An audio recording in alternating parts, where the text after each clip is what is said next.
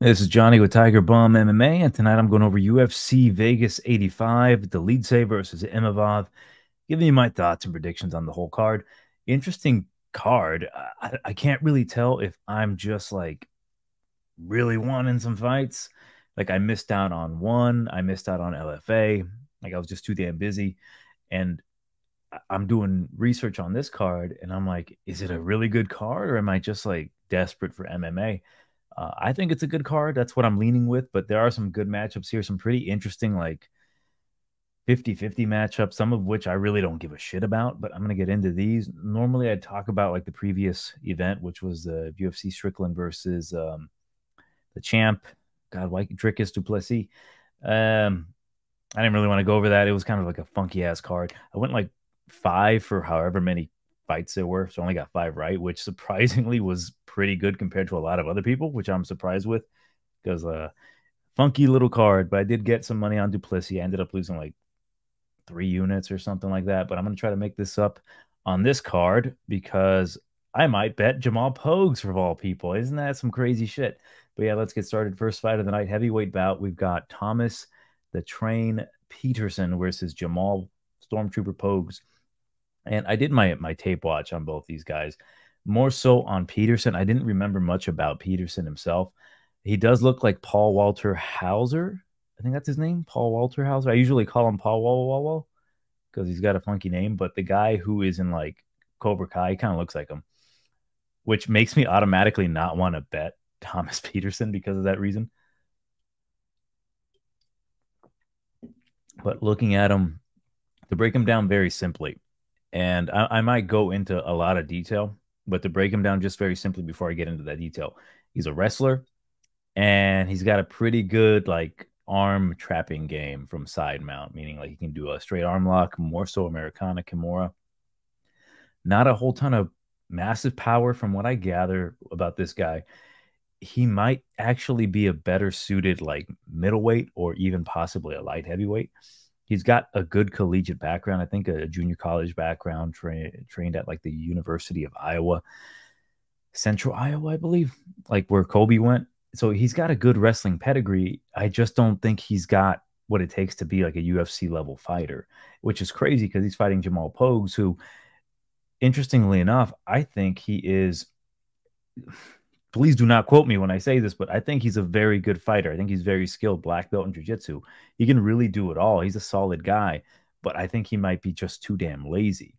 Like that's my biggest issue with Jamal Pogues. But currently the odds, I forgot to read them. Sorry, -195 for Petersen. Come back on Stormtrooper Pogues, +165, and that's so damn appealing to me because I do think that Pogues is the better fighter of the two. But the biggest difference between both of these guys is that Petersen, you may think he may not be the best fighter. You may think he sucks. You may think a lot of bad things about him, that he's just a takedown or bust kind of guy.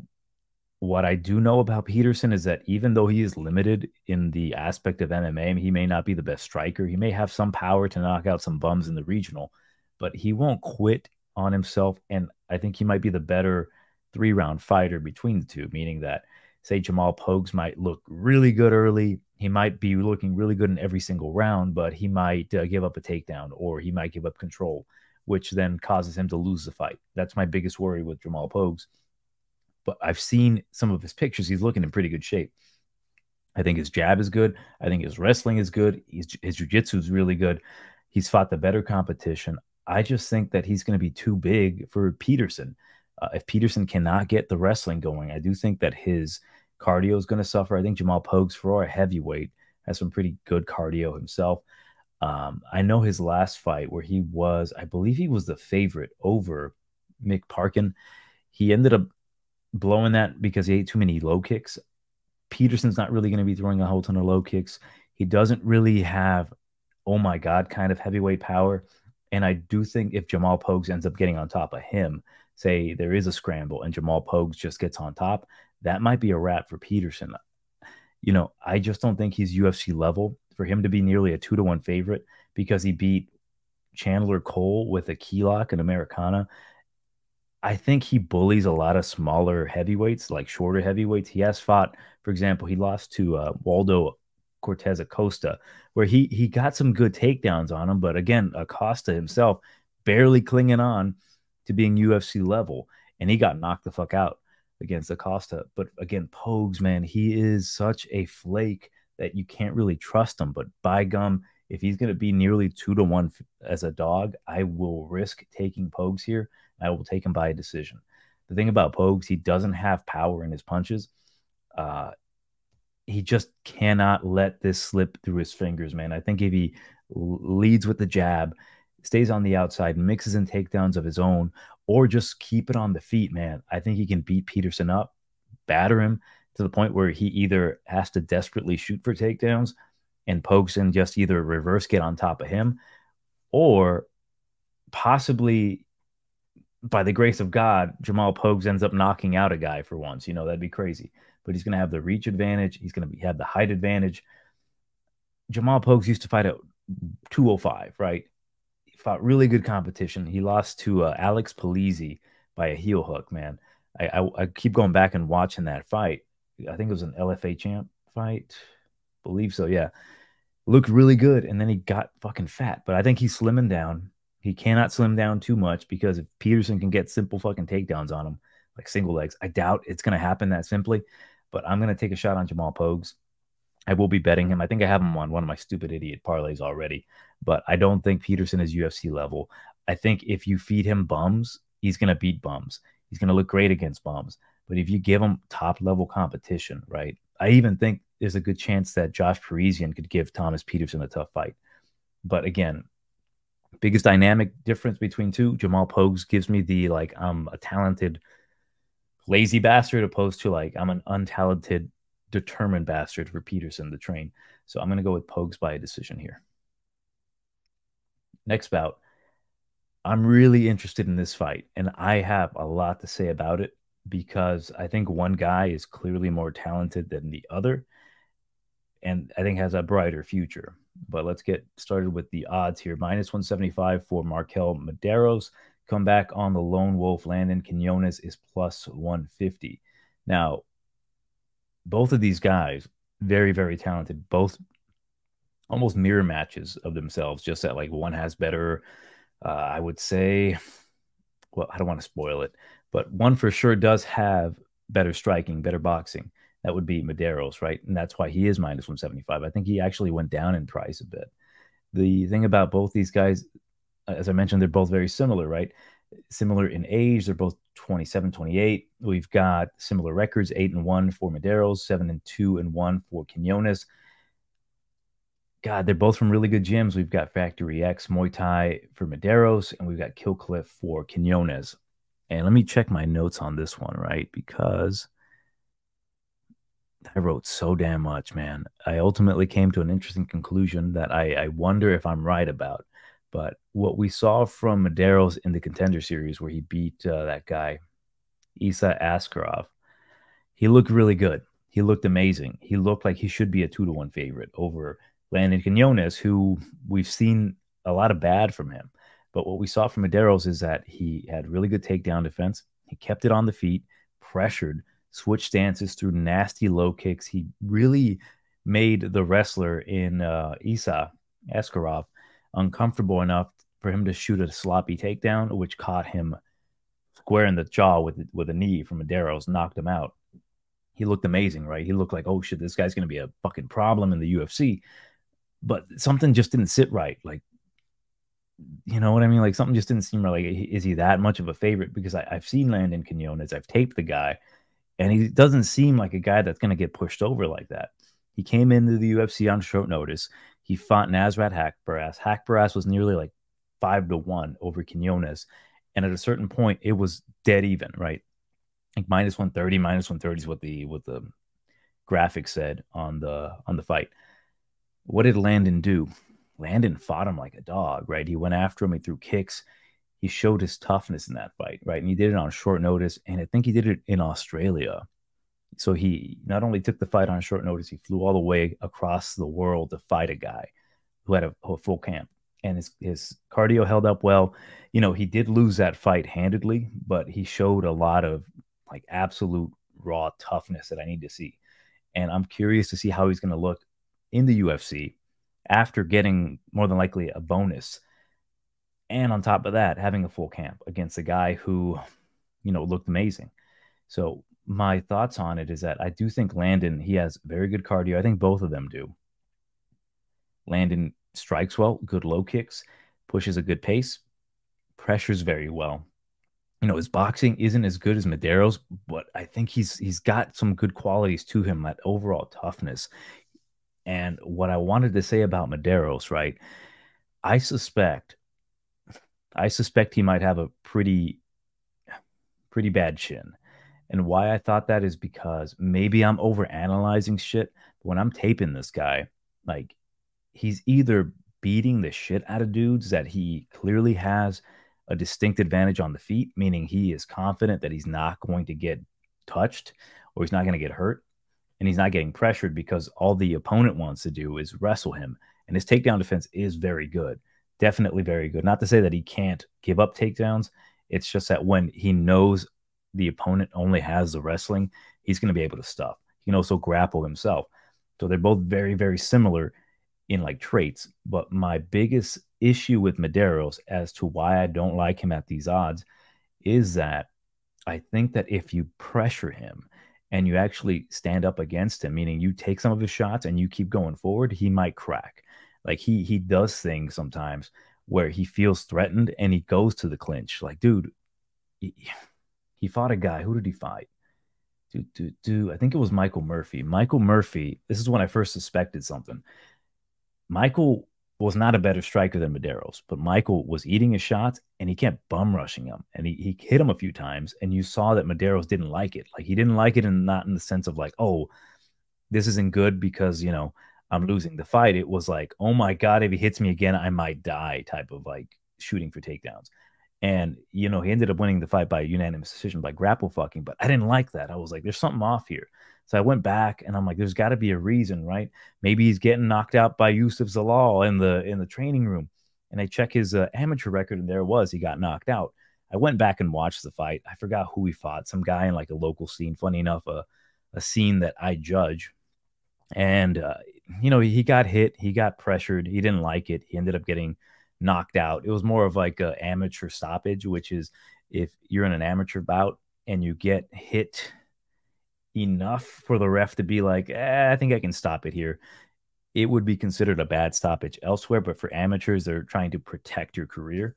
So it wasn't a bad knockout, but you can just kind of see the seeds being planted of, I don't like being pressured and I do not like getting hit. And I think that if Landon, who I don't think is quite possibly the better striker of the two, but if he pushes forward, which I think he will, I think he's got a good chance here to possibly knock out Mederos and propel him into like a status of like, oh shit, like he just beat the guy who looked really good on the Contender Series. Maybe we misjudged this guy. There's a good chance for that. I do think that he has that in him, because on the feet, if Mederos doesn't actually have that issue that I kind of see, I think he can just start blasting him. But I think Landon isn't that kind of guy. He came in on short notice. He fought Nasrat. He pushed forward. He had good moments against the guy. And that was, as I don't even like considering that a loss, because he literally took it just to get in the UFC. So I'm looking at him with bright eyes, fresh eyes. And I think if he comes in here like he's fought in the regionals, Ixnay, the Jason Knight fight, because that was a big fuck up there. Doesn't count for him. But I do think that if he pressures him, he's got a good chance. And I do believe that he will pressure. And if Mederos starts landing on him, I don't think Landon's going to panic there, opposed to like, I'm going to keep an eye out. If Landon lands something on Mederos, I want to see how he reacts. If he starts backpedaling, putting himself against the cage, because that's what I see with like Mederos, right? I see a guy who talented as fuck, but again, like 2-1 favorite. And I suspect he might be one of these like striking bullies. Like, oh, you're going to try to take me down. I'm going to fuck you up on the feet. But the moment the guy that can't really strike all that well, but he moves forward and starts bum rushing, I kind of suspect that he goes back into those like, oh shit, it's going to happen again where I'm going to get dropped and I'm going to lose.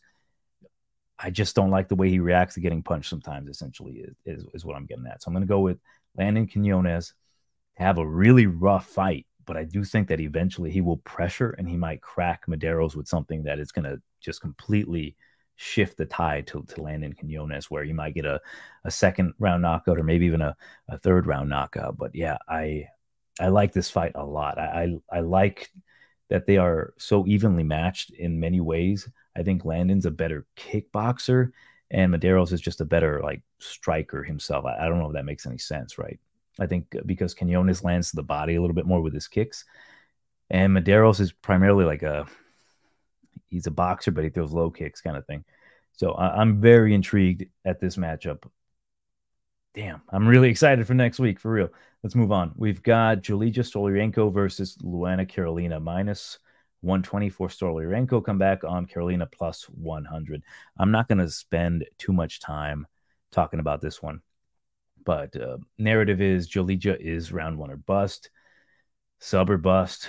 Carolina sucks, man. Like I don't like Carolina, but there's a chance here that the worst of the two women can actually pull it off. That is, if Dolidze cannot get a takedown and if she is gassed, right? At 125, though, I think she is very highly improved. She looks in great shape. I saw pictures of her at 125 again. You know, she came in and she fought Molly McCann. Molly, we know what Molly does, right? She boxes. And Dolidze looked good early. She wasn't panicked. She didn't want to absolutely need to get the takedown. She struck with her. She stated she's kept it on the feet with her for a bit. She didn't need to rush for the takedown. That's what I need to see from Dolidze. In here, I do think she will get the takedown. I think she will get good position. Biggest issues with Dolidze, though, if you are betting her, is that she does prioritize submission over position almost exclusively, meaning that if she does get the arm, it's close to 50-50, maybe like 60-40 that she will get it, 60%. But if that 40% hits, she might end up on bottom, right? And Carolina, she's a purple belt in jiu-jitsu compared to the black belt of Stoliarenko. And I think she's getting better at, you know, fighting, essentially. Like she's a decent enough kickboxer, but she's slow. She normally has a height advantage. She won't have that here. I think Stoliarenko is just a much better fighter than Carolina is what I'm leaning. Minus 120, I think she's definitely worth that price tag. If you aren't afraid of her possibly gassing later on and like Luana taking over, I don't really consider Luana to be much of a threat with the striking itself. Man, I just ever so worry that Stoliarenko is going to do something stupid and give up an easy win here. But I do think she'll get the win. I think she will get a submission in the first round, and that's what I'm going to pick. Um, I really do think from what I've seen from the progress of Stoliarenko is that she's not a bad fighter. It's just that like she's been fighting in the wrong weight classes. She had too much weight on her, which is crazy because at 135 she missed weight so bad that she fainted. And that's mainly why I think the stigma is still with her. Like she's 30 years old, she's minus 120. And I think it's still like, is she gonna pass out at the weigh-ins again? I think she's getting it under control. She looks in really good spirits. I've seen pictures of her on Instagram, and you see the progress of her chubby ass face to getting slimmer to now she's like at 125, and she's making those life changes to be able to maintain that 125. And if that begins to be like a constant for her, where she's feeling good the whole time, she's going to be able to make weight easier, and I think she's going to perform better. And she will have to perform against Luana, right? Because this is a very good matchup for her to look like a potential title at 125. Isn't that some crazy shit? Oh my lord. But yeah, I've got Stoliarenko by second round or first round submission. Again, the biggest thing I worry about against Luana is that if Luana somehow survives these submissions, because it is mostly Stoliarenko making a mistake, that she can edge out a decision here. But I do think eventually Stoliarenko is going to dominate. She's going to be the bigger girl, be able to get takedowns, get that sub. Moving on, we've got Blake Bilder versus Jung Yong Lee.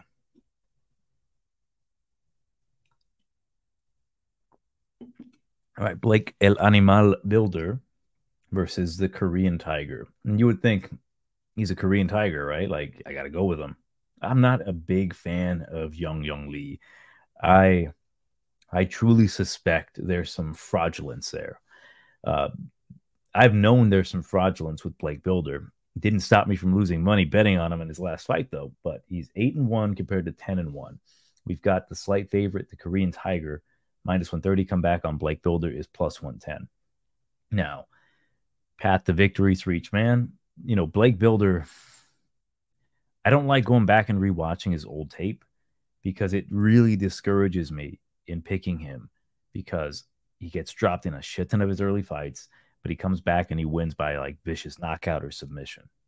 I think those days are over for Blake Bilder. I think he's definitely progressed. He's gotten smarter. He's developed a good style to protect himself, uses a lot of energy, and he's got the cardio for it. You know, he uses a lot of footwork. He moves in and out. He's a strong grappler. Like even checking up on him on his Instagram, he is mainly drilling submissions and takedowns. Jung Young Lee, if you see his career, he knocks dudes out, he submits dudes, he's dynamic, he's athletic, he's a monster, he's a beast. But I always forget if it's Ya Ji or Yi Ya. Yi Ja. I picked Yi Ja to beat him in the road to UFC finale, mainly because I suspected, dude, you slow this dude down, he won't be as effective. You can take his back, you can submit him, you can possibly lay on him. And the only issue is that Yaji is 5'7". He's a tiny man, not super muscular, not super athletic, but he was having a shit ton of success clinching up and grappling Young Lee. And, you know, he didn't do a whole ton of damage. I personally thought he did enough to win the fight, but understanding the judge's perspective of like damage wins fights, Young Lee did most of the damage in that fight. Like it wasn't a whole ton of damage to win round by round, but if you accumulate the damage entirely on the fight compared to like the damage that Yaji did, it's fully in the favor of Young Lee. But if you contemplate the control time, then it's completely in the favor overwhelmingly to Yaji. So it's like whatever, I get it. I'm not salty about it. But there was a lot of bad moments that Young Lee had in there where he gave up his back, he gave up easy takedowns, and that again was to a much smaller guy who realistically I think he fight at 135, but they're fighting at 145, right? And for Blake Bilder, I think he's just really athletic. I think if you are thinking to yourself, I'm going to pick the dynamic striker to just knock out Blake Bilder because I've seen the tape and this motherfucker gets dropped a lot, you've got a good chance, right? But I don't think that's the case anymore. I think Blake Bilder's style has really developed in the sense that like he uses a lot of cardio, he moves out of the way, his defense has gotten better, so he's not just getting hit hard and dropped. Although it is a very good likelihood that that could happen because Lee comes out here fast and he throws everything super dynamic. But I do believe if Bilder can take Zhang down, he's going to be in a world of shit. I think Blake Bilder is very good on the mat. He's been training his ass off, getting those submissions. I think his cardio is going to get better. He gets better as the fight progresses. And this is really, to me, Blake, get it past round number one, clinch him up, do not get hurt, do not get too wild in there, and you can slowly chip away and find your finish either in the second or third round, whether it be by submission or if he's just too damn strong for you, which I doubt. I think you can find that knockout eventually. I suspect again that Young Lee is a flashy dude that gets a lot of like first round knockouts, a lot of first round finishes, but if you extend them further, he becomes less and less effective and more likely to get finished and more likely to lose a decision as well. I think Blake Bilder's that kind of guy. You know, he had a horrible performance. And realistically, he had a lot of trouble with the reach against Kyle Nelson. Kyle Nelson had a significant reach advantage, and the jab was just kind of throwing him off. And he's going to have that issue here as well. But I don't think that Young Lee is a very technical striker. I think he is dynamic, which may look the same, but it's not the same, meaning that the moment he gets tired, that like crisp jab is not going to be so pretty. He's not going to be able to throw it as effectively. It's going to be easier to spot, and the right hand's going to get sloppy.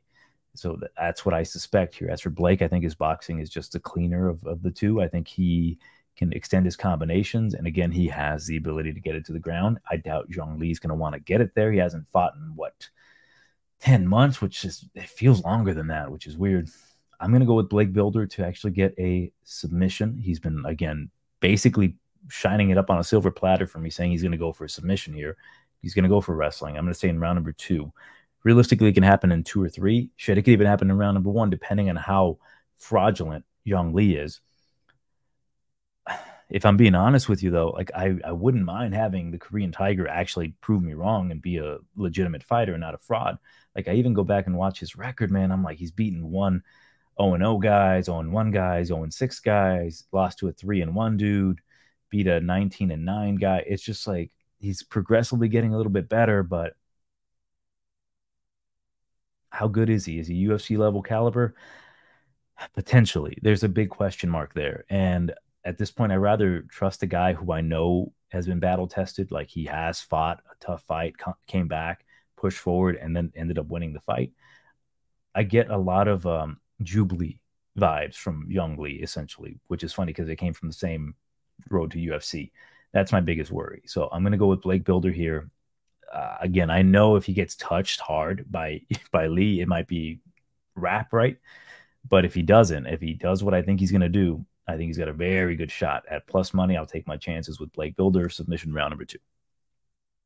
Moving on, we've got Themba Gorimbo versus Pete Rodriguez. Let me tell you, man, let me take a swig real quick because, fucking Pete, I could not find this info. Pete is like, well, shit, he's gone down. He's plus 235, minus 300 for Gorimbo. I wanted to find something out about Pete, but I could not verify what his jiu-jitsu rank is. I've seen pictures of him like posting like, oh, BJJ life or whatever. But where are you at right now? That's my biggest question. Because I am, well, right off the bat, I will be placing a bet on Pete Rodriguez. That is without like getting into specifics, not because I trust him or I think he's got something up his sleeve. I just don't think that Gorimbo deserves to be minus 300. I think there's a lot of issues with Themba that can be exploited by a guy that essentially is a lightweight in Pete Rodriguez. But Pete is a fucking animal. He's a dog. And he does things that really impresses me. And he's only 5-1 compared to the 11-4 for Themba Gorimbo. Let's talk about Gorimbo first, right? Like we can joke a lot about stuff like, oh, this guy's going to be champ now that the rock bottom of house. He's going to be actually getting 8 hours of sleep, so he's going to be able to train better and be more whatever. You know, he can grapple. He's a grapple fucker. He can strike a bit, but he's not anything special, right? Like he's very meat and potatoes. You know what he's going to do. And realistically, he's going to come out here and try to grapple fuck Pete Rodriguez, who is a smaller man. He's 5'9". He's got a smaller reach than Themba. Themba, he has a little bit of pop to his punches, but Themba is more of a grappler, right? And he's training at MMA Masters. He's, BFFs with Colby Covington, allegedly. Colby buys him food. I think that's funny as shit. Colby buys him his food. But minus 300 is fucking nuts, man. I don't want to say that I think he's going to lose. I think he's got a good chance to win here because that's all he's got. He's got going for takedowns, clinching. I can respect the thing about him is that even in bad situations, meaning like say he gets taken down, he finds a way to get the better position, either getting on top. He had that issue with Sato, right? Sato was clinching up with him a bit. He would, get taken down. Sato would then maybe reverse, but then eventually Themba found his way in the top position or just better positioning, which it led to him winning the fight. Like he's got a pretty decent sub game. He can take your back. He's going to be the longer dude. I think he's going to be able to take the back and just kind of body lock Pete Rodriguez if it gets to that point. But I just don't like him at minus 300. See, with Pete's a dog. Pete has fought all the way up at 205 pounds at the regional scene, in the amateur scene, right? He's fought a lot of dudes. He's fought dudes he realistically should not be fighting, man. Like he fought, God, who did he fight? Jack Della. And I go back and watch the Jack Della fight, and yes, he lost. He got knocked out, but he had a lot of good moments against Jack Della Maddalena, right? He's got good boxing, man. He's a strong dude. And why I wanted to find out how good his jiu-jitsu was is that I want to know how good his takedown defense is. If he can stuff takedowns against Themba, meaning if he can just keep it on the feet, I think he's got a very good chance to knock out Themba. Themba's been knocked out before. and Pete hits ridiculously hard, right? And he's got stubby little arms. He throws nasty combinations, and it's just that surprise of like he cuts distance so quickly, he attacks the body, and then out of nowhere you get hit in the top of the head and you're done. I think Pete's got a very good chance here to knock out Themba because we're not expecting it, right? You see the tape, you see how short he is compared to Themba, you see the reach disadvantage by 4 inches, the record disadvantage. Again, he's a lightweight fighting at welterweight. And if you even go back and look at his record for Pete, he's just fought bums, right? Let me go back and see because I thought I saw something in particular. Oh, man. Yeah, he literally just fights nothing but bums and he's knocked him out, right? Up until Jack Della, and Jack Della beat him pretty bad. The issue with Pete is that his only UFC win is against a racist photographer in Mike Jackson. And funny enough, like when my girlfriend's away and it's just me and the dogs, I like put the dogs away and I get my computer and I go into the bedroom and I like fulfill my disgusting desires by rewatching Mike Jackson versus Pete Rodriguez like on repeat. It gets me through the day sometimes. She won't let me watch that because I guess I get a little too moany, but I love that fight and the way he handled Mike. I don't give a fuck if you're a jobber or whatever Mike is. He's a jobber, piece of shit jobber, horrible jobber. He beat the shit out of him in such a way that was very impressive. And you can't take that away from Pete Rodriguez, right? Like you may be beating up regional nobodies, but the way you're doing it is still very impressive to me. So I am going to be betting Pete Rodriguez, but ultimately the issue is that I do think Themba's going to be too big for him and he's going to be relentless with those takedowns. I will be so happy if Pete stuffs them all and he starts getting off those nasty combinations. Damn, I'm really hoping for it. Not that I don't like Themba, it's just that Pete gives me what I want, and that's knocking out Mike Jackson. So I'll go with Themba Gorimbo by decision, but I will be betting Pete Rodriguez.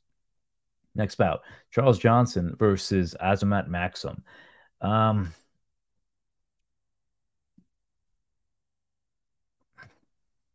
I don't know if it's that simple, really. Is it really that simple? Just Maksum by decision? Energy is plus 160. Come back on Azmat. Azmat? No, Azat. I kept typing Azamat in like the ESPN lookup. I'm like, why can't I find Maksum? It's because it's Azat Maksum. He's good. He's very good. I initially faded him against Tyson Nam. And the reason I faded him against Tyson Nam, and I initially thought he lost to Nam, maybe because I had money on him. It was a very close fight. Rounds 2 and 3 were. But I felt as if Nam possessed the perfect style to give Maksum that UFC debut loss or just that first loss in general. Great takedown defense, massive power, great striker. It's just that Maksum overcame that. Like Maksum does what he does, and that's be an excellent fighter. He's 29 years old. He's got great boxing. He's got great wrestling. He's got massive power. He has been tested outside of the UFC where he's been hurt. He's come back and won, and he mixes things up very well. I think he's got good cardio. And against Charles Johnson, we have seen what his biggest downfall is, and which is crazy because like his takedown defense to me in the beginning was like, you know, he's gonna get taken down by these like excellent grapplers, but eventually, right, he's not gonna fight these ridiculously good wrestlers or grapplers, and he's gonna be able to overcome and get wins by just using his boxing. And that never happened. That did not happen. Like he kept getting taken down by dudes. Like his last fight against Esteban, rinse and repeat, man. Take him down, take his back, control him. And he's virtually ineffective off of the ground. He's got really nothing. If he can get back up, yes, he can put hands on you. But in this fight here, he's not fighting a guy who cannot strike. He's not fighting a guy who's going to get gassed trying to take you down. He's not going to fight a guy who has no plan B. He's got a guy who's uber talented. He's got plan A, which is strike with you. Plan B, mix it up, takedown. Plan C, hold you down. He's got multiple options. Charles only really has the one, which is box. He's got great output. It's just that I just don't see him beating a guy like Maksum. Like I'm getting a little higher on the guy, even though again I really thought if a guy's going to beat him, it's going to be a guy who's got good takedown defense, like Tyson Nam, and massive power. And Charles has neither of those. He's got the volume, but he usually finishes dudes when they're just unable to answer back. Like Jimmy Flick wasn't able to answer back, TKO'd him. And who was it? I think it was that Moda guy back in the day. He didn't. Oh wow, Zalgas even looked really good against him. Who was the guy? He fought Cody Durden and he got popped for steroids. What was his name? So I think LFA. Yeah, Carlos Moda. He finished him with strikes in the fifth round. This ain't no 5 round fight. You know what I'm saying? Like, you ain't gonna be able to finish him. I'm gonna go with Maksum by a decision here. There's a very good chance that if Maksum is that guy, he actually finishes Charles Johnson because he is nasty when he can be effective with his takedown game, meaning he can mix up the takedowns along with his striking. He is a very, very, very deadly finisher. So I'm going to go with that as at Maksum for a decision at this point. Next bout, Molly McCann versus Diana Belbita. McCann minus 250. Come back on Belbita is plus 205. All right, Molly McCann decision. Not much to talk about here. Molly has improved. Diana has stayed the same. Diana's just stayed the same. That's really it. Like, there's not been a new wrinkle to her game. She's not as dangerous on the mat. She's super beatable. Molly has at least developed some sort of confidence in her power. And on top of that, like, I think she's the better grappler, funny enough. She's a better boxer. She has more power. And the only real people who have beaten Molly McCann have just been able to dominate her on the mat or get her in submissions. And Diana's a big step down from like Erin Blanchfield. God damn, what Erin Blanchfield would do to Diana Belbita is criminal. At Saint, it was very charges should have been pressed against her. I believe this was in New York when she defeated Molly McCann with a Kimura, but Molly fought that shit off. Jolija, though, that was kind of a meme. But I do think in this case, McCann's just going to do the same. She's going to outbox her, get her to the ground if she needs to. And yeah, Diana, she's going to be the taller girl. She's going to have the kicking advantage here because she can throw high kicks, which would be very beneficial for her just to kind of spam high kicks. But I think Belbita always finds a way to lose, and McCann, she'll find a way to win here. Decision. All right. We've got the main card opener here. We've got I hate this stupid name, the RVG bad boy, Gilbert Urbina versus Chuck Buffalo Radtke.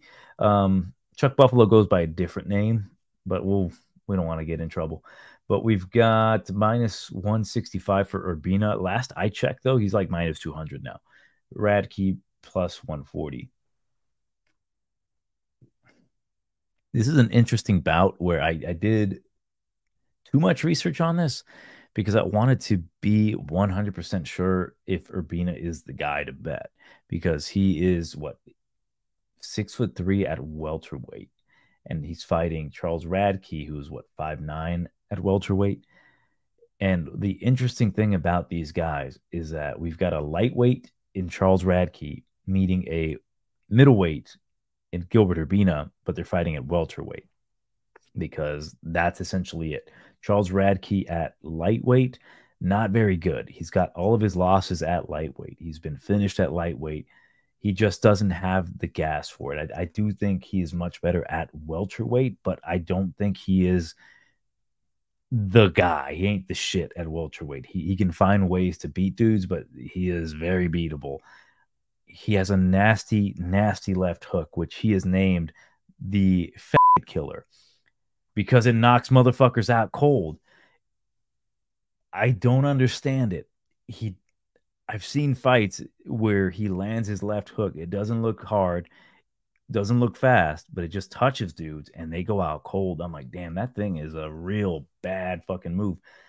But he's mainly a grappler wrestler. And that's not anything to say negatively, right? Like, he's got very good jiu-jitsu. I believe a black belt himself. Solid jiu-jitsu. Gilbert Urbina. God damn it. Gilbert Urbina over here. Oh, my Lord. I'm going to get in trouble. But yeah, Gilbert Urbina He's a tall dude. He's got a dog in him, right? His only two losses are to Sean Brady, where he gave him an honest fight back in the LFL. At LFA, he gave him a solid fight where he didn't get finished by a monster of a man that is Charles. I'm sorry, Sean Brady. I'm an idiot. What the hell's his name? Brady? God damn it. It is Sean Brady. Who the hell am I thinking of? Anyways, gave him a good fight. I worry about Urbina's ability to get controlled on the mat because I think Charles has a good chance here to do one of two things here. And I think that's either knock out Gilbert Urbina by getting into a wild exchange with him and he just lands that fat killer on him, and or getting advantageous position over Gilbert Urbina. Gilbert is a little sloppy at times, right? Like he's from a fighting family. He's got fighting in his blood. And sometimes I've seen him get a little too ahead of himself where he starts kind of brawling with dudes where he shouldn't, right? He's going to have a reach advantage here by 3 inches, height advantage. He throws good kicks to the body. I don't want him to get too ahead of himself, right? Because at minus 200, essentially, I think he can shit the bed tremendously here against Charles Radtke, who in his last fight, he beat Blood Diamond, who does not belong in the UFC, couldn't take him down, which was like kind of, I expected that, but like midway through the fight, I'm like, just take his bitch ass down, get him out of the UFC. Like he's not fighting for my money here. Charles is susceptible to getting hurt. He's been kind of wobbled in the last few of his fights. And Gilbert, I think he's got a good chance here to do the wobbling, to hit him with something good. It's just such a close fight because the more skilled guy here is Charles Radtke. I think if he was a bigger dude or if Gilbert Urbina was a smaller guy, he'd handle him pretty decisively. That's the word. But he's not. He's a giant. He's 6'3". He's got that dog in him. And Charles gives me a little bit of a chinny vibe. Not that he is, right? He was able to eat those strikes from Blood Diamond, but he clinched them up. And in this case, I think he's going to have trouble clinching up with Gilbert, who's going to be probably the stronger dude. It all depends, right? I want to see what they look like in the face-offs. I want to see if Gilbert makes weight. He's never missed weight other than the time that he fought at middleweight where he did it on short notice. But there's just too many questions for me as to how Gilbert's going to look because Gilbert is ultimately going to be. Actually, did he miss weight? No, he didn't miss weight against Brian Battle. Gilbert is ultimately my pick. I'm going to pick him to win. I think he can get a finish later rounds, round number 2 or 3. I'm just curious to see what's up with the guy, right? They both beat bums for the UFC wins, right? Orion Kosey, he basically teep kicked him, but again, he did some stuff there that I didn't like. Charles Radtke, just held on to him, which is funny because like he called the crowd when he himself was kind of trying to bump and grind with a African Blood Diamond. I'm going to go with the Urbina round number 3 TKO. I'm not confident in it. I do think either man could win. I think it is a very close 50-50 matchup. I feel like saying dog or pass, but it really isn't that. I don't think that Charles, he may be the dog on paper. He may be the dog on odds, but I don't think he's the dog in the fight. And that would actually be Gilbert Urbina. If Gilbert was plus money here, I'd be like, I'm spamming Gilbert. But in this case, because I do think that he is capable of losing this fight, I will just pick him outright. But I am interested to see what happens here. I think it could be a fireworks fight. I'm a little tempted to see that left hook, though. I'll say that. It's quite something. I'm like, how does he keep pulling it off like that? Let's move on. We've got Aliskab Khizriev versus Mahmoud Muradov. Black Wolf versus Mak. And we've got Khizriev minus 195 come back on Mahmoud Muradov plus 165.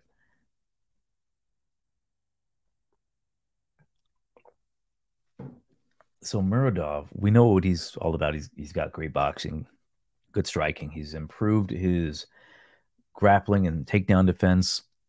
I just don't feel confident in the man. Like he's got all the possibilities to, be in the top 15, but he's what, 40.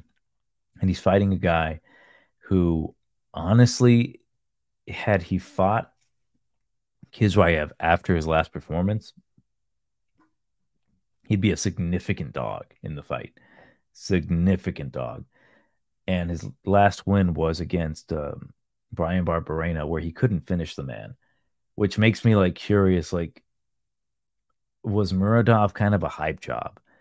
And he, in a way, he's not, because he did what we expected him to do, and that is knock dudes out.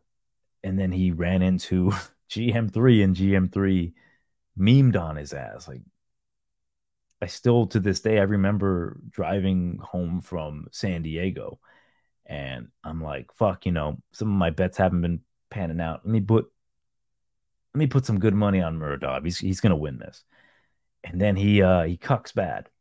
And since then, I was like, man, what's up with this dude, right? His grappling's not up to par. Like, if he can't beat your ass on the feet and he can't stuff your takedowns, what is there about the guy? And we kind of found out, like, a guy who pressures him, a guy who fights not necessarily the bully. I don't think Muradov fights like a bully, but if you pressure him and you're not intimidated by striking, you can put him in the back foot and you can give him issues. And that's precisely what Khizriev does. That's kind of what he's known for, really. Like, you watch tape on the guy, very unintimidated. He will fight you on the feet, and he's got nasty, like, grappling abilities, really vicious ground and pound. And he's very relentless with his wrestling. The only issue is that he hasn't been fighting, in a year and almost 2 years. He beat Dennis Tululin before Dennis Tululin became UFC loser Dennis Tululin. But he handled him well. But there was a moment in that fight, throughout the fight, where I actually had money on Khizriev by finish. And I'm like, this motherfucker's not going to do it. He just keeps striking with him, take him down. But it was more to prove a point. I thought, like, he's not afraid to strike with a known striker. He's not afraid to mix it up. And then when he did get it to the ground, he finished him quick, baby. And I think that's what's going to really lead him to the victory. Like, I can't really comment on the man other than, like, what I've seen in the past and what he's done as of late. But again, he hasn't done much because he's been out with injuries. I couldn't specifically pinpoint what his injuries were, but he's pulled out, and he has fights been pulled out on him. So he hasn't been fighting for a while. Oopsie doodle. Now, the biggest issue is, again, that question mark. Like, what is Khizriev going to look like?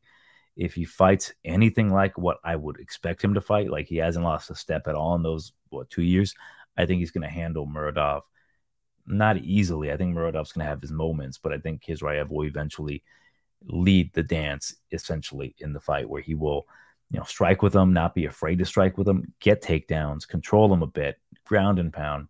Muradov might, sweep, get back up, but rinse and repeat, right? It's going to be even on the feet. I don't think Khizriev is, like, deathly afraid of getting hit.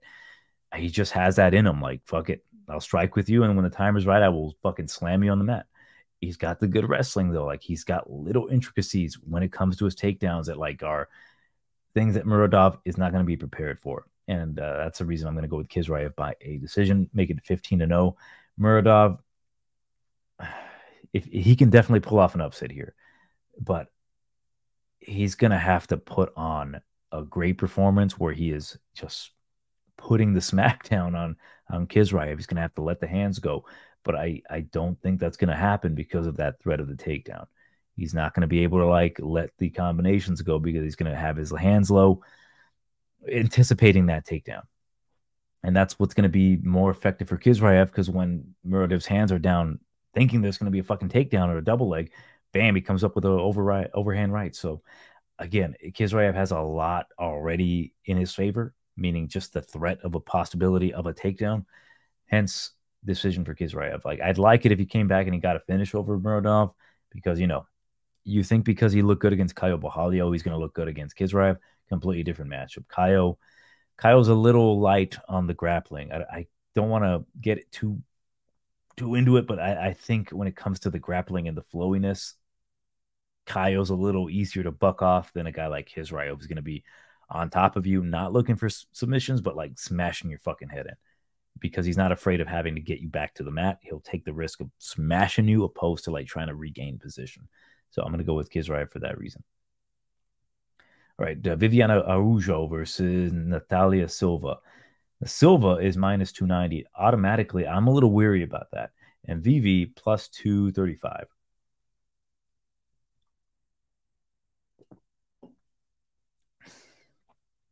Get it out of the way, though. I love me some Silva. Natalia Silva, when she first came into the UFC, I picked against her against Jazz Divizius. I don't think that's a negative thing. I don't think I'm going to get shit for that because Jazz Divizius, she's a tough bitch. I like me some Jazz Divizius. And regional stuff, this was like after a 2 or so year break for Silva where she hadn't fought. The regional tape wasn't there. She wasn't as good as she is now. Like she went from like an average fighter that I thought Jazz Divizius was going to take down and control eventually to pure fucking violence in a tight little 27-year-old 5'4" package. I love Natalia Silva because she does everything I want in women's MMA. And like that's the best thing the best compliment I can give her is that she fights beautifully. There's nothing about her game that I don't like. I like her feint game. I like her kicking game. I like her punching game. I like the way she mixes things up. I like how she can stuff takedowns. I like that she puts in a lot of work and you see it. Viviana Ujo is another one of these girls. She's super athletic. She hits hard. You can tell that she puts in a lot of work. She's been working on a wrestling game. She's a solid fighter. Both of these ladies are really good. And I'm very, very fascinated by the matchup because maybe the odds are off, but I don't think so. I think Silva's going to catch Araujo in the second round. I think he's going to knock her out. And the reason I think that, not because I'm a simp, not because, oh my God, Natalia Silva's like the flavor of the year, you know what I'm saying? And but Vivi Araujo, she's 37 years old. That is a factor here, right? It's a 10-year age gap. Damn, Vivi's got a huge reach, 68 compared to the 65 for Silva. It doesn't matter because Silva's more of a kicker, but it's really the speed of both women. Vivi's pretty fast, right? She's usually the faster woman in her matchups, but here Silva's going to be the much faster woman. Silva does a lot of stuff that a lot of women are not accustomed to in fighting. She throws beautiful feints. She's quick. She throws combinations. She threw a punch after she threw a right high kick to Andrea Lee. As the kick was coming down, she threw a straight right that didn't look very hard, but it wobbled Andrea Lee. And I'm like, oh shit. Like, I didn't see that coming. For damn sure, Andrea Lee didn't see that coming. Vivi, I think her chin is diminishing, right? Like, she's not necessarily a girl that's been getting like hit super hard, but when a girl like Amanda Hebos is hurting you, if Natalia Silva lands a kick on you, I worry for your health and safety. Now, what Viviani has to do is, she's got good boxing, she's got good power in her punches, but I don't think you're going to want to strike with Silva. Do you want to take your chances? Maybe you can catch Silva, maybe, but I think best option is get her to the ground. That's going to be tough. Like Silva's takedown defense tremendously improved, but it doesn't excuse her from not getting taken down. Like she can still get taken down because Araujo's a freak specimen, even at 37 years old. But on the mat, Silva is a black belt in jiu-jitsu. It's got a nasty armbar, right? In the regionals, I would just think she would get it on like, scrubs, but she is highly athletic. And we've seen her drop rounds and still find a way back. And when I knew Silva was special is when she timed that spinning back kick against Teresa Bleda. And when she threw it the first time in, I think, the first round, I was like, oh, shit. She's specifically timing that kick because she saw the tape of Bleda leading forward, kind of mindlessly shooting in for a takedown with her face forward. She's going to time that kick and try to kick her. Maybe she gets, maybe she doesn't. She ended up getting in the third round, and I popped like a motherfucker. I'm like, she fucking did it. She didn't throw that out of like, let's throw it and hope it lands in the body. No, she threw it when the bitch went for a takedown. And ever since then, I'm like, oh, fuck, this girl is legit. So I've got Silva second round knockout. Realistically, she has many paths to victories here. where she can stuff takedowns, keep it on the feet, use footwork, outstrike Vivi. She can lead it to a point fighting decision. Vivi has to mindlessly go forward. And I don't think Silva minds that. If Vivi does go mindlessly forward and goes for takedowns, I think that's going to be the best option for her to get a win, opposed to like maybe keeping it on the feet and maybe trying to hurt Silva. That'd also be kind of like a good option for her. But the way I see it going is that Vivi's going to want to wrestle. I think she's going to want to set up her takedowns with strikes, opposed to like being confident on the feet. Like Silva's going to be confident on the feet. And because of that, I think that Vivi's going to kind of panic at times. She's not going to be able to get the proper takedowns, control time. Silva's going to get back up, going to start landing kicks from the outside, slowing her down, attacking the body, and then ultimately finishing her in like late second, early third. I'm going to go with Silva, second round knockout, propel her into the top 10. I cannot wait. I cannot wait to see her. So I'm going to go with Natalia Silva, second round TKO. All right, next bout, Randy Brown versus Muslim Salikhov. Brown minus 235. Comeback on Salikhov is plus 195. Did I say plus 2? It's minus 235 plus 195. King of Kung Fu versus Rude Boy. I don't like what I see from either of these guys. I know why it's on the main card. If this was on UFC 300, I'd be fucking pissed, right? It is such a tough fight for both men. It's a 50-50 matchup. Realistically, if Randy Brown had a higher fight IQ and a better chin, he'd run through Muslim Salikhov right now, right? Salikhov is nearing 40. He's definitely slowed down. He's getting hurt now. You know, he's not the same dude he was in the past where like you can at least count on him to beat a certain level of competition. Randy Brown at this point I think he's very close to being the same level of Muslim, even at 40 years old, but he's more athletic. I think he can mix things up. I hate that he eats a lot of low kicks. I hate that he ducks his head, being all swaggy, but the guy's got a ridiculous reach, 78 compared to 71. The guy can grapple. He's strong. He's young. He's ready. This is the moment where he propels himself truly into a different level, right? At least for me. If he can finish Muslim Salikhov, I can at least trust the guy to beat a certain level of competition. I can never trust Randy Brown. I'm going to pick Randy Brown to win this fight by a knockout.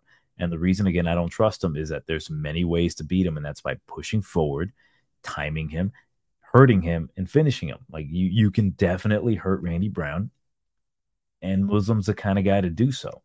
Like my biggest issue with Randy has always been when he starts feeling himself, he starts ducking his head under way fucking low, very low level shit. You know, you can get away with that shit in boxing, but you can't get away with that shit with a guy literally named the King of Kung Fu who will try to kick your fucking head off. And I do think Muslim's the kind of guy that he might get pounded on the outside, kind of move forward with a tight high guard, start low kicking him.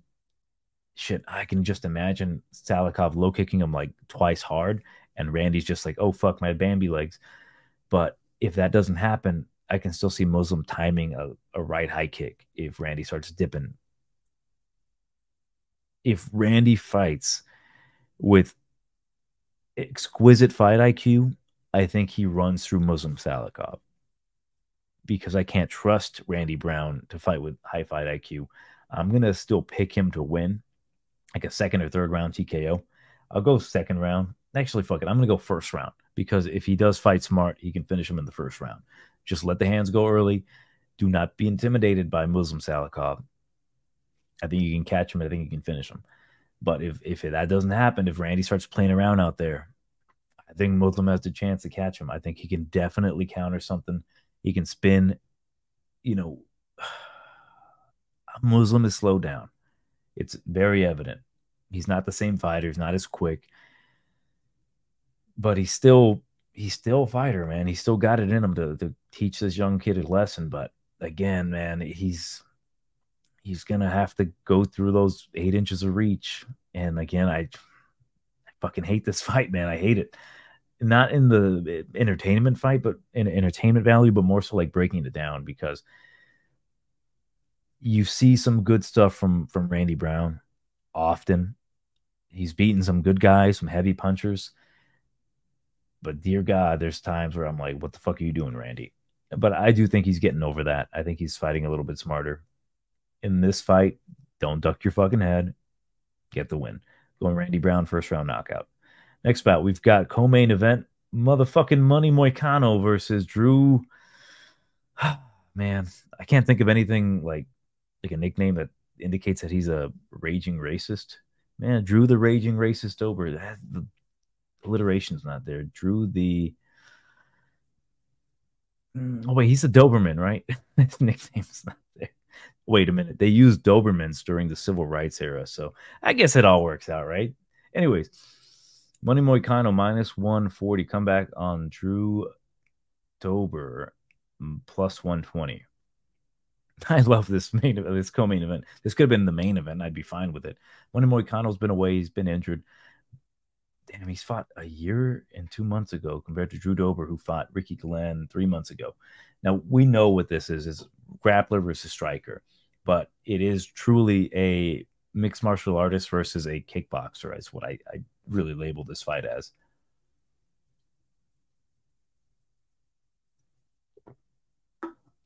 Drew Dober, dude's a bad man, right? I keep bringing it up, but I've seen the man literally beat someone so bad that I've seen his family all upset in front of me. He's a dangerous dude. Massive kicks, massive left hand, great chin, moves forward. Moicano, I think we've seen the perfect evolution of Moicano in his last fight, where he fought Brad Riddell, who coincidentally beat Drew Dober in a dogfight. Moicano, he's fighting with a level of confidence right now. Like it's like he's realizing, damn, I'm really fucking good. And it's such a worry to me that there's a chance he can get knocked out here because he has been knocked out back in what was it? Khizriev knocked him out, obviously, and Aldo brutally knocked him out. Just moved forward. Aldo was just the pressure fighter. He was the much better boxer, and then he just poured it on him and finished him. And that's what Dober can do here. But after watching like realistically the last few fights of both men, for me, everything seemed to click for Moicano in that Brad Riddell fight. Like we know how good his jiu-jitsu is. He can get you to the ground, submit you. But the level of confidence he had on the feet against Brad Riddell, I guess a world-class kickboxer at one point, was eye-opening. I'm like, damn, this dude's not afraid to strike. Like, I feel like in the past, maybe Moicano, like for example with Khizriev, well, is that his first fight? Yeah, that's crazy. Against where did Khizriev go? Yeah, that was trying to remember when he fought him, because I remember thinking when he fought Khizriev, I was like, oh, he's fighting like a pussy. Not because he like submitted him really early, but like I just kind of felt like, oh yeah. So here's the deal. When he fought Damir Khizriev, that was his first fight at lightweight. And he was a huge favorite. And I felt as if he was just like, I need to get this win immediately. I'm afraid to get hit. That was because he lost to punches to Jose Aldo, and he got knocked out by Chan Sung Jung, right? And that was at featherweight. Moving up, he was like, oh shit, like, I don't know how I'm going to take a punch. Takes him down, submits him early. I mean, 44 seconds. If you remember, Damir was like pissed off at him because I guess Moicano was like, oh man, I wish we could have fought longer. And Damir's like, why the fuck did you submit me then? I thought that was really funny. And then Khizriev hurt him, but I think it started to come together. Like Jai Herbert, he ended up submitting him. The Alexander fight, like Alexander looked good, but that's kind of, you started feeling like the confidence of Moicano kind of go up. The Dos Anjos fight, he got his ass beat, but he survived. And I think that was like, damn, I got my fucking ass handed to me. I think my chin isn't bad. I was just cutting too much weight. Then he fought Brad Riddell, and he fucked him up. He beat him everywhere, and he eventually submitted him. He's like, and that's he felt that confidence. Maybe it was just brain damage from the Dos Anjos fight, but I was like, damn, he's got the swagger now. He's feeling himself. He's not afraid to strike. He knows he's good. He's got the confidence, and he's going to need that against Drew Dober, where if he starts going for takedowns. Drew's going to see it coming. He's going to stuff him, and he's going to punish him to the body, to the head. If he strikes with Drew, keeps him on the outside, and then takes the opportunity when he needs to take him down, catch him off guard, I don't think Drew, put it to you this way, Drew's a bad motherfucker. He can knock out almost anyone in that division. But I think that Moicano can survive in Drew's realm, but Drew will not survive in Moicano's realm, being the mat, the ground, the jiu-jitsu. He's been submitted multiple times. Going back to, like, you know, Beneil Dariush. He couldn't finish Beneil Dariush. Beneil got him in a nasty armbar triangle. He's been submitted many a time. That's how you beat Drew Dober. And that's how I'm picking him to lose. I'm going to pick Moicano to win this fight in the second round by submission. I think the first round is going to be, you know, a lot of Drew Dober stuff and takedowns. Moicano kind of getting his range, throwing low kicks, mixing things up, kind of avoiding the bum rush of of Drew Dober. Then eventually finding that position, going for the takedown, taking the back, slowing him down, getting the rear naked choke. So I'm going to go with money Moicano. Minus 140, man, is dope. Honestly, I don't think this fight's going to go the distance because Drew Dober, it doesn't matter if he's not the better fighter of the two. He will find a way to win. That's what I love about Drew. You know, he's got a very good chance here. Like, it is a 50-50 matchup, but because Moicano has the ability to get it to the ground and dominate there, opposed to like Drew Dober not being able to fully dominate on the feet, I got Moicano on this one. I wouldn't be surprised either if Moicano actually gets the better of the striking early, because Drew, you know, he's a solid striker, but there are times where you can style on him, like we saw against, you know, Bobby Green. Bobby was showing him some shit. Man, it's just Bobby got a little too overconfident. And not to say that Moicano's going to be looking like Bobby Green at all, but like, I think Moicano's got decent skills on the feet to like pop a jab, pop a right hand, and just avoid and make Drew Dober whiff. But I'm going to go with Moicano second round sub. Right, main event, Roman Dolidze versus Nasruddin Imavov. Keep forgetting that his nickname is the Caucasian versus the Russian Sniper. It's number 8 versus number 11. I went back and forth on this because initially I thought Roman Dolidze in a 5-round fight was going to have a lot of upside against Nasruddin Imavov, but it is a much closer fight. And like, I really wish I didn't have to break this one down because there's just too many X factors in this main event that can really, really piss off a lot of people on both sides. If you have a ticket on either man, there's a lot of ways you can lose. And let's talk about the positives of both men, starting with Roman Dolidze. Obviously, he hits hard, maybe not incredibly hard for like me to be like, oh my God, if he touches me, I might die. He hits hard. He's a middleweight. He definitely can crack. He has quite possibly some of the nastiest jiu-jitsu off of his back.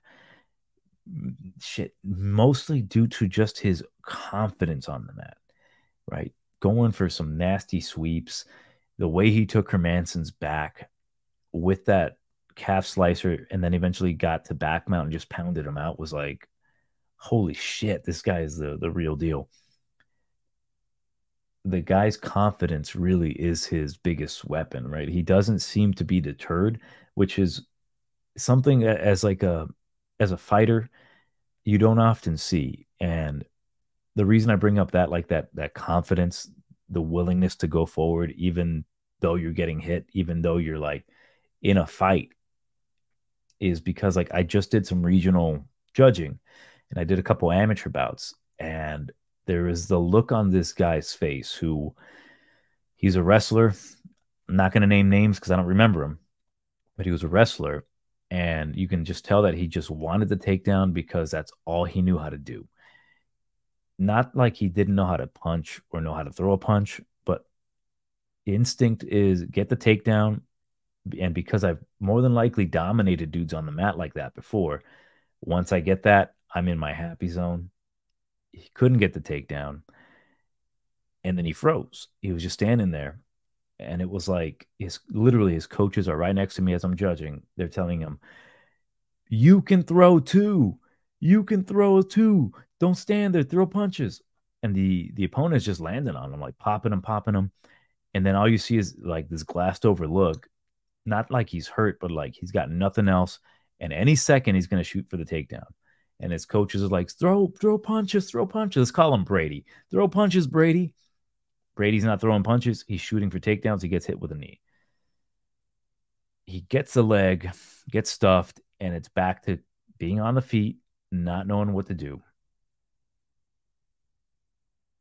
That kid at that moment was not a fighter. Roman doesn't have that issue. I don't think he's ever had that issue where he goes for a takedown, doesn't get it. Fuck it. I'll keep going forward. I'll throw punches because I don't think he's a great striker. I just think he's got the fighter's mentality. Imavov is a very good striker. He's Russian sniper for a reason. Very quick hands, attacks everything very well, uses his length well. My biggest issue with him is that obviously he's not going to have the better jiu-jitsu. He's not going to have potentially the better cardio. Like Roman slows down, but he continues to move forward. And that's what makes this fight very fascinating to me because I really think either man has a chance to utterly destroy the other, depending on what happens in the fight. It could go a multitude of different ways. Because Imavov, I do think he's got a leg up in Dolidze, and that is he's been 5 rounds. And he didn't look great. He fought the former champion of the world in Sean Strickland. And Sean basically schooled his ass because Sean has good boxing. He's got good defense. Imavov was really rendered ineffective in that fight. He had good moments at times, but you saw his cardio suffer. And you can just tell that like he quite wasn't ready for that spot. Imavov was. But I do think that he would have learned from that fight, especially like gas tank management. And I think it really did show in his later fight with Curtis, where he wasn't necessarily throwing everything. He was very patient. He was sticking to the outside, throwing kicks. And then when he got in close, using elbows, and that's another thing. He's the better striker on paper because he uses good elbows, good knees, good clinch. He's embracing a bit of grappling himself now. The way he took down Chris Curtis, not to say that that would be wise here against Dolidze. I think he should keep it on the feet. And then when he maybe tires out, get some control time on Dolidze. As for Dolidze, though, um, he's not been 5 rounds.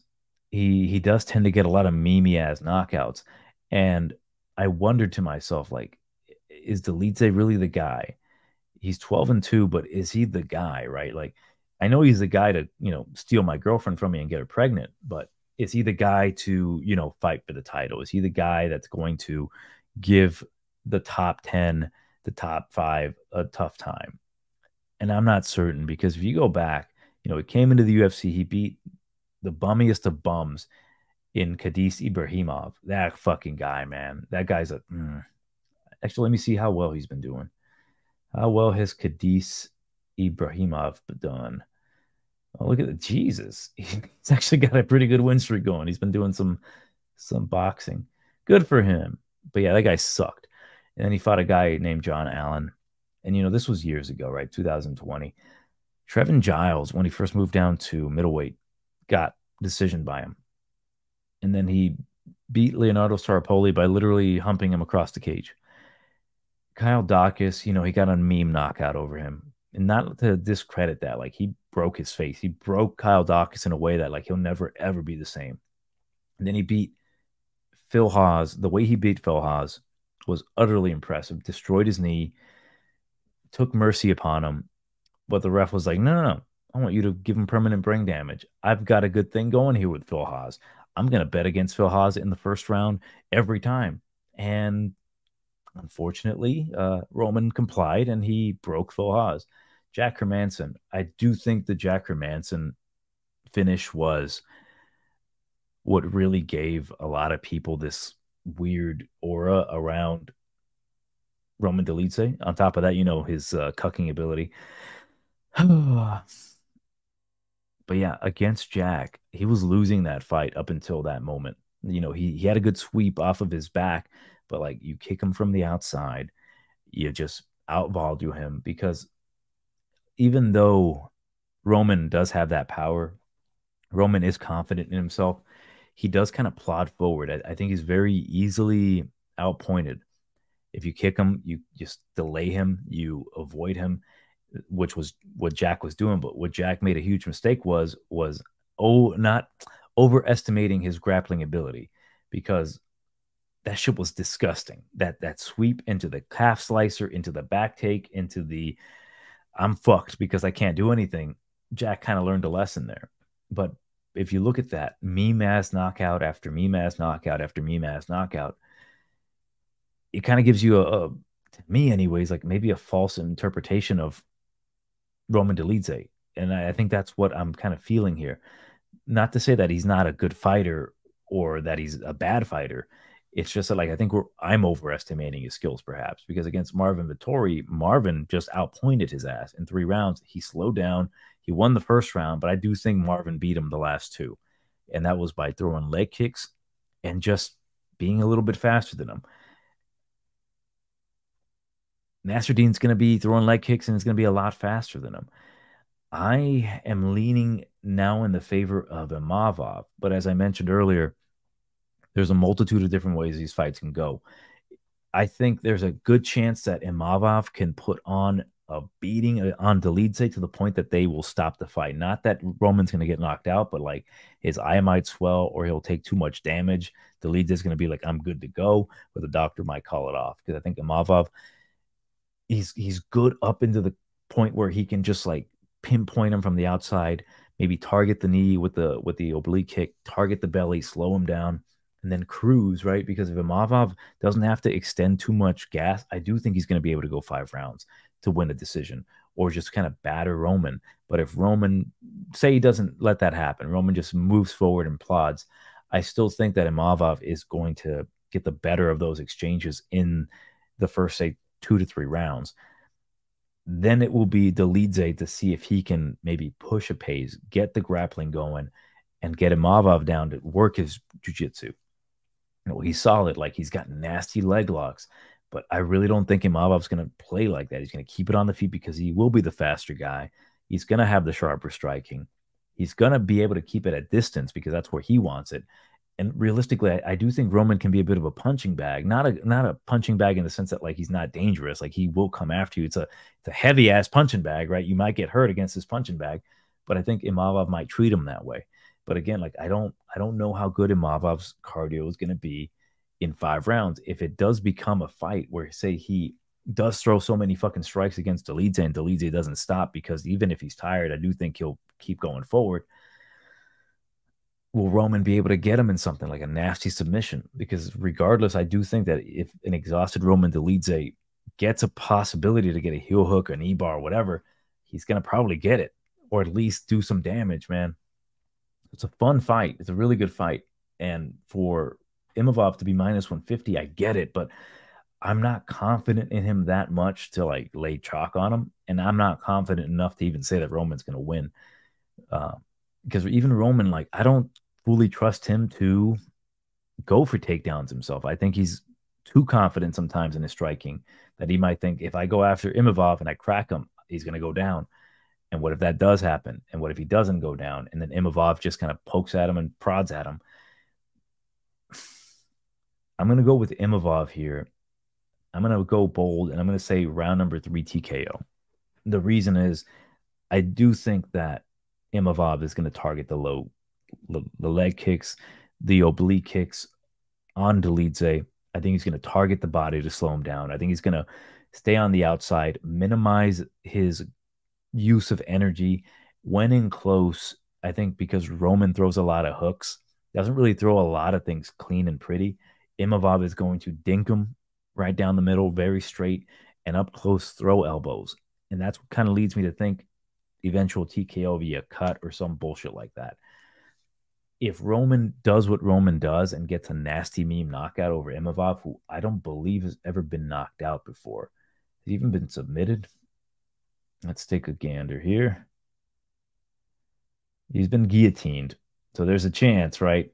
But if Roman does what Roman does, and that is, again, memeing motherfuckers up, goes forward, just bang, bang, takes him down, I wouldn't be surprised, but I'd be like, damn, maybe Roman ain't the guy I think he is. Maybe he is a little bit better. But I'm going to go with Imavov. I just see that he has a little bit more upside. which sucks because I really thought he was going to be the underdog. I kind of do hope that by the time, say Thursday, Friday comes along before the fight, that the odds might potentially switch because I do see a lot of people kind of talking about maybe Roman Dolidze being the play. I just haven't seen the line switch quite yet. But yeah, my biggest concern if I do have a Imavov ticket at chalk is going to be rounds 3, 4, and 5 if it gets there, because I am not certain how good his gas tank's going to be. But when I'm looking at the Curtis fight, I did notice that like he's not doing a whole ton in that fight against Curtis, right? He is maintaining his gas tank. He looked good up into the second round. Like against Buckley, you saw his gas tank kind of wane.